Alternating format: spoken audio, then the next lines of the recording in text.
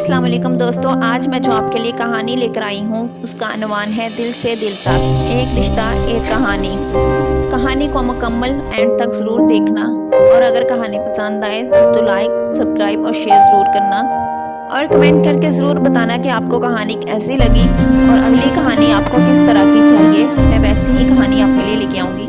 चलिए अब कहानी को शुरू करते हैं। लाहौर के इलाके में एक मुअज़्ज़ज़ और पुरवकार घराना रहता था, रशीद फैमिली। इस खानदान का सरबराह हाजी रशीद एक नरम दिल, इज़्ज़त वाले मजहबी इंसान थे। इनकी बेगम शमीम बेगम इंतहाई मोहब्बत करने वाली सरापा शफकत औरत थी।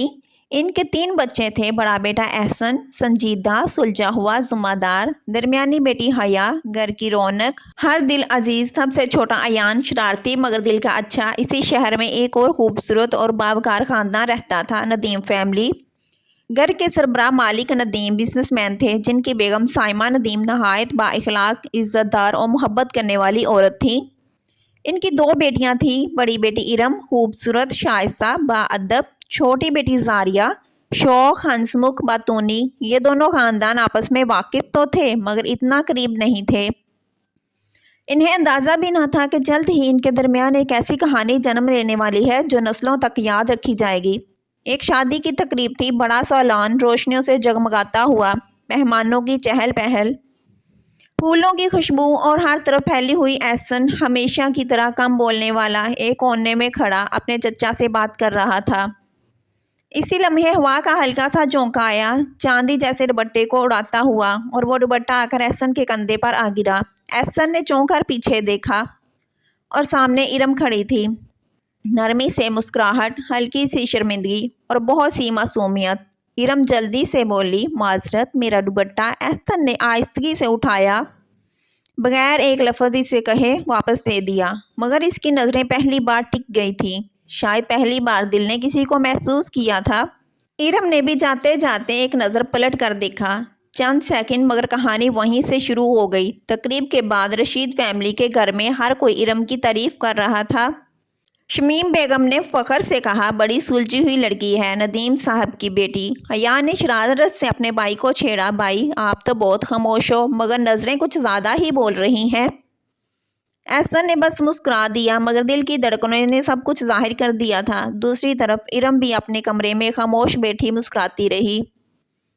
जारिया ने फौरन पूछा, दीदी कौन है वो लड़का जिसे देखकर आप इतनी चुप हैं? इरम ने सर झुकाकर कहा, मैं किसी को नहीं देख रही थी, मगर वो खुद जानती थी कि कुछ तो हुआ है। दोनों खानदानों की बातचीत ज़्यादा होने लगी। औरतें मिल बैठना, हंसी मजाक सब बदलने लगा।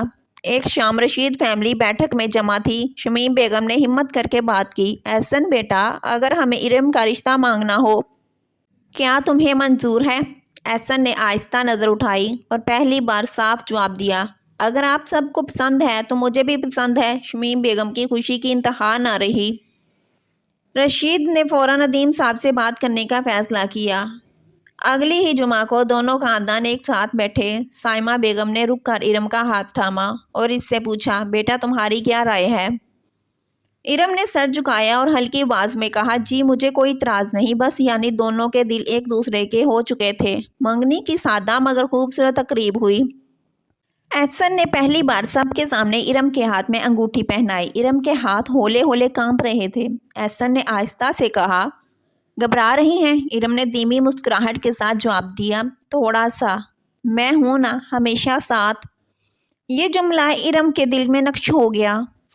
फ़ोन पर लंबी बातें नहीं होती, मगर चंद मिनट की गुफ्तगू भी दिल के लिए काफ़ी थी। एहसन की हर बात में हफाजत थी, ख्याल था, इज्जत थी। इरम की हर हंसी में मासूमियत, हर लफ्ज़ में प्यार। ये वो वक्त था जब दोनों के दिल एक दूसरे के आदी होते जा रहे थे। निकाह का दिन आया। इरम ने सफ़ेद और गुलाबी जोड़े में नज़रें झुका रखी थीं। कारी साहब ने जब निकाह के अल्फाज कहे तो एहसन की आवाज़ वाज़ेह और मजबूत थी, कबूल है। इरम के दिल ने भी धड़कते हुए वही अल्फाज दोहराए, कबूल है। यूं दोनों हमेशा के लिए एक दूसरे के हो गए। शादी की तकरीब में पूरा खानदान एक साथ था। हया, अयान, जारिया सब जज्बाती भी थे और खुश भी। एहसन पहली बार अपनी दुल्हन को लेने आया तो बिल्कुल बदल सा गया। संजीदा इंसान भी मुस्कुरा रहा था। सारी शाम उन दोनों की नज़रें बार बार मिलती रहीं। नरमी, मोहब्बत, प्यार सब कुछ लफ्ज़ों के बगैर झलकता रहा। احسن نے پہلی صبح آہستگی سے کہا۔ کافی بنا دوں؟ ارم نے حیرت سے اسے دیکھا۔ آپ؟ بیوی کو پہلی صبح سرپرائز دینا چاہیے نا۔ یہ ایک چھوٹا سا لمحہ تھا مگر ارم کی پوری زندگی میں خوشبو کی طرح پھیل گیا۔ زندگی ہمیشہ ایک جیسی نہیں رہتی۔ ایک دن زاریہ نے بتایا کہ ارم بہت تھک جاتی ہے اور گھر کے کام زیادہ ہیں۔ بات بڑھ گئی۔ حیا کو غلط لگا کہ شاید ارم خاندان کے بارے میں شکوہ کرتی ہے۔ چند غلط فہمیاں ہوئی۔ احسن خاموش ہو گیا۔ ارم رنجیدہ ہو گئی۔ ایک رات احسن نے آہستگی سے کہا، اگر میں کچھ غلط سمجھ گیا ہوں تو بتا دیں، میں دور نہیں ہونا چاہتا۔ ارم کی آنکھوں میں نمی آ گئی۔